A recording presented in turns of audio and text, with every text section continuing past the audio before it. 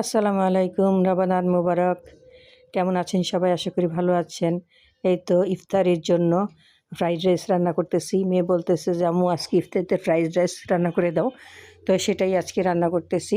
তো প্রথমে আমি অফ ক্যামেরায় চিকেন সসেস এবং চিকেন বলটা সাথে করে নিয়েছি ভেজে। তারপরে এখন একটু তেল দিয়ে এর মধ্যে একটা ডিম ভেঙে ভেজে নিয়ে এলাম।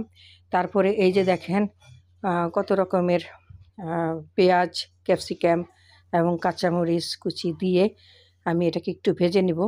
ভেজে সামান্য একটু লাল মরিচের গুঁড়া দিয়ে একটু নাড়াচাড়া দিব এবং দিয়ে দিব একটু জিরা গুঁড়ো। তো জিরা গুঁড়োটা দিয়ে এরপরে দিয়ে দিলাম একটু স্বাদ অনুযায়ী লবণ। আর লবণটা আমি কমই দিলাম, কারণ এর মধ্যে আমি সয়া সস দিব। তো ওগুলি কিছুক্ষণ ভেজে এর মধ্যে আমি ভেজে রাখা সয়া সস, ভেজে রাখা চিকেন সস এবং চিকেন বল দিয়ে দিলাম। তারপরে দিয়ে দিলাম এর মধ্যে আমি ভাত। তো ভাতটা দিয়ে কিছুক্ষণ নাড়াচাড়া দিয়ে এর মধ্যে দিয়ে দিলাম আমি সয়া সস। তো এখন সয়া সসটা দিয়ে ভালো করে একটু নাড়াচাড়া দিলেই রেডি হয়ে যাবে আমার ফ্রাইড রাইস রেসিপি। তো আমার অল্প সময়ের মধ্যে ফ্রাইড রাইস রেসিপিটা আপনাদের কাছে কেমন লাগছে অবশ্যই কমেন্টসে জানাবেন।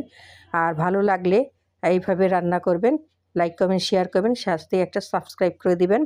তো সবাই ভালো থাকবেন, আমার জন্য দোয়া করবেন, আপনাদের জন্য দোয়া রইল। সবাই ভালো থাকবেন, আল্লাহ হাফেজ। নিজের নামটা করে খারাপ হলো না।